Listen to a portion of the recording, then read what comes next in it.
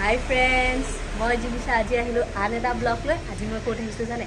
Art কলেজত আৰু কিয় আহিছো বেনাখনলৈ চাও ইয়াত আমাক বহুত কেগৰাকী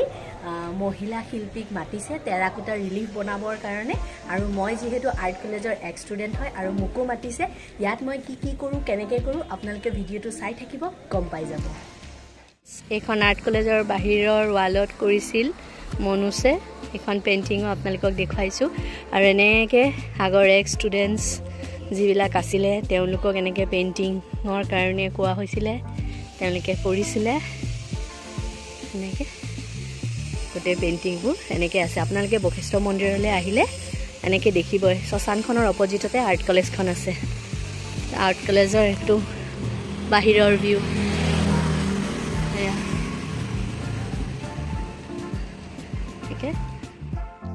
এয়া চাওক এয়া মই বনাই আছো টেৰাকোটাৰ ৰিলিফ প্ৰথমতে মই ইয়াত মাটিখিনি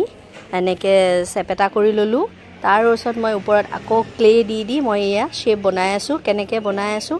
আপোনালোকক দেখুৱাম আৰু এই টেৰাকোটাত কি ক্লে লাগে জানে হীৰা মাটি লাগে আৰু এই হীৰা মাটিটো নদীৰ পাৰৰ আপোনাৰ নদী বা বিলৰ পাৰৰ যিখিনি তাৰ মানে আপোনাৰ পাৰৰ ওচৰৰ মাটি থাকে 5 ফুট তলত তাৰে পৰা এই মাটিখিনি আনিব লাগে আৰু এই মাটিখিনি একো ধৰণৰ তাৰ মানে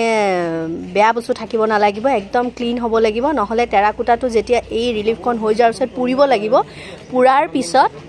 যদি কিবা লেতেৰা থাকে এটো ক্ৰেক আহি যাব সেই ক্ৰেক নাহিবৰ কাৰণে এইখিনি পুৰা ক্লিনকে কৰিব লাগিব তেতিয়া এটো যেতিয়া আমাৰ নৰমাল টেম্পাৰেচাৰ শুকাই যাব গুটেখিনি হোৱাৰ পিছত আপোনাক দেখুৱাই আছো তাৰ পিছত আমি ইয়াত জুইৰ ভাতাত দি এটো পুৰিব লাগিব আৰু ইটা যেনেকৈ কৰে তেনেকৈ হয় টেৰাকোটা প্ৰসেসটো কিন্তু ইটাটো আমি ৰেগুলাৰ ইউজ কৰো যেনেকৈ ইটা ভাতাত দি তাক পুৰি পেলাৰ পিছত টান হৈ যায় ঠিক তেনেকৈ হয় এই টেৰাকোটাটো আপোনালোকে চাই থাকক মই আপোনালোকক দেখুৱাই থাকি মই কেনেকৈ কৰি আছো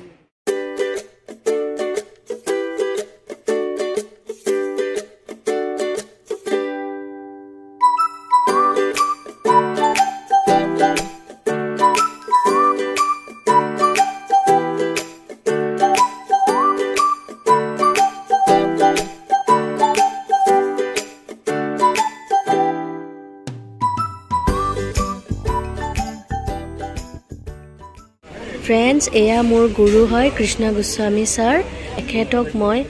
এই প্ৰোগ্ৰামটোৰ বিষয়ে দুএষাৰ ক'বলৈ জনালো আমাৰ চৰকাৰী চাৰুকাৰু কলা মহাবিদ্যালয়ৰ মহাৰজত জয়ন্তী এই বৰ্ষ চলি আছে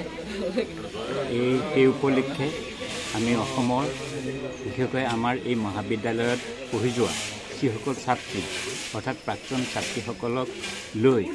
আমি এটি টেৰাকোটা ৰিলিফৰ কৰ্মশালা আৰম্ভ হৈছে আৰু লগতে এই যিখিনি আমাৰ তেখেতসকলে কাম কৰিলে ৰিলিফৰ কাম কৰিলে এই ৰিলিফখিনি আমি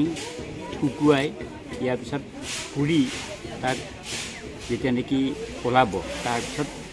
আমি আমাৰ এই বিল্ডিঙত এই কামসমূহ আমি লগোৱাৰ ব্যৱস্থা কৰিম আৰু কলেজখনৰ বিউটিফিকেশ্যনৰ কাৰণে গুৰু ৰাতুল গগৈ ছাৰ হয় তেখেতক মই তেখেতৰ ফালৰ পৰা দুএষাৰ ক'বলৈ জনালো প্ৰথমতে মই চেনেলৰ স্বত্বাধিকাৰী মানে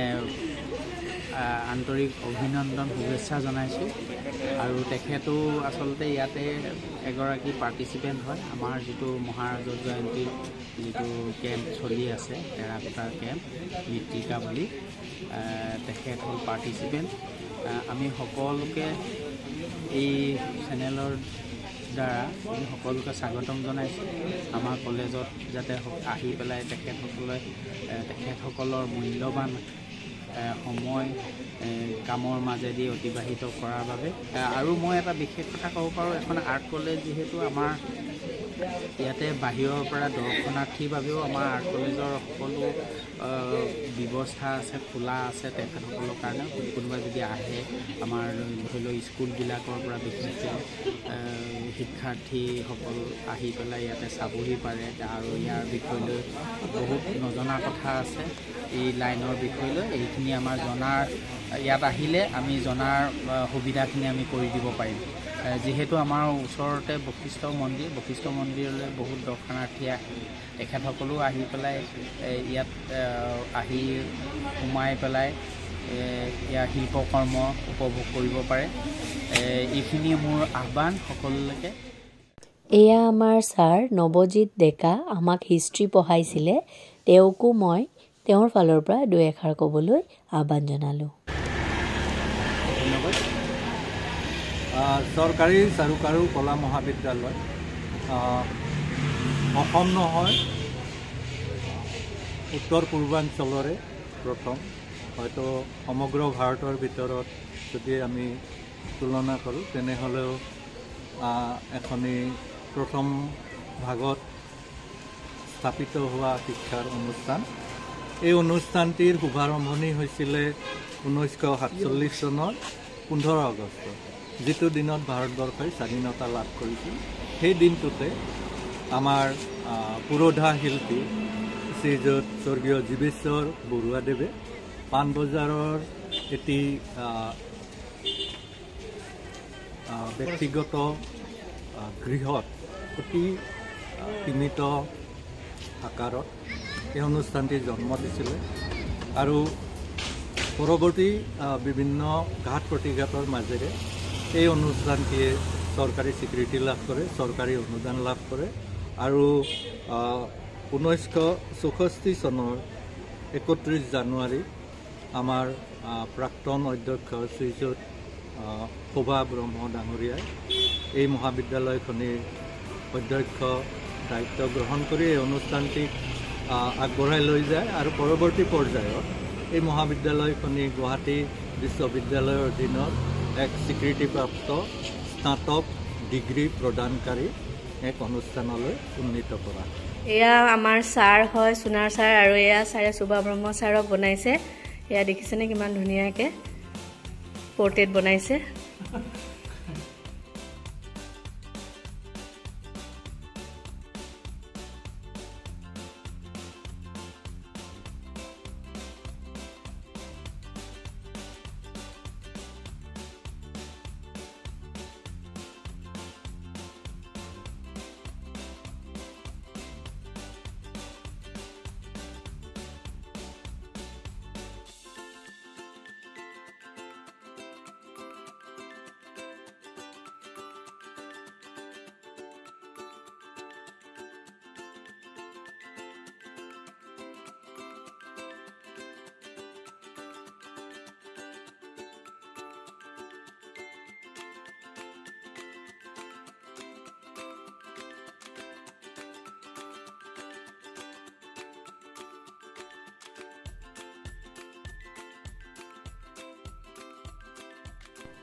আৰ্ট কলেজৰ ষ্টুডেণ্টসমূহে কৰা এয়া এক্সিবিশ্যন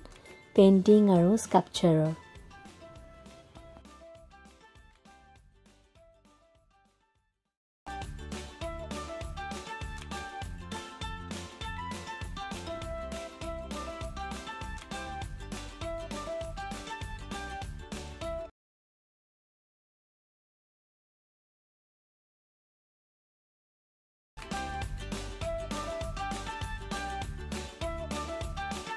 এয়া মোৰ ৰিলিফখন সম্পূৰ্ণ হ'ল এইটো হ'ল গ্ৰাফিক্স ডিপাৰ্টমেণ্ট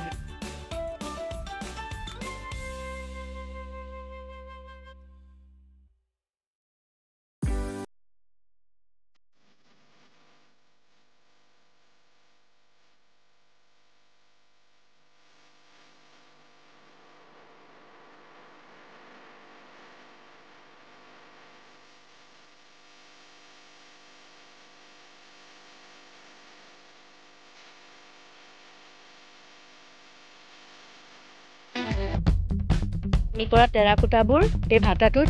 পুৰিব লাগিব এনেকৈ দেখিছেনে তললৈ ইয়াত খৰি চৰিবোৰ দি দিব তাৰপিছত ইয়াৰ ওপৰত এই এনেকৈ জালনা থাকিব আৰু তাত এই ৰিলিফবোৰ দিব তাৰপাছত সেইটো 8 ঘণ্টা জুই দি থকাৰ পিছত এইটো যেতিয়া নৰ্মেল টেম্পাৰেচাৰত আহি যাব পাছত উলিয়ালে হ'ব আমাৰ স্কাল্পচাৰ্ছ ডিপাৰ্টমেণ্ট আপোনালোকে ভাবিছে চাগে এনেকুৱা আৰু কি ডিপাৰ্টমেণ্ট, কিন্তু যেতিয়া মূৰ্তি বনোৱা কাম কৰে তেতিয়া এনেকুৱাই হয় ডিপাৰ্টমেণ্টটো। ইয়াত মাটি থাকে, ক্লে দি মূৰ্তি বনাব লাগে, তাৰপিছত আমি এইবোৰ মল্ডিং কাষ্টিং কৰিব লাগে। আপোনালোকে কেতিয়াবা বশিষ্ঠৰ ফালে আহিলে আৰ্ট কলেজখন চাব পাৰে।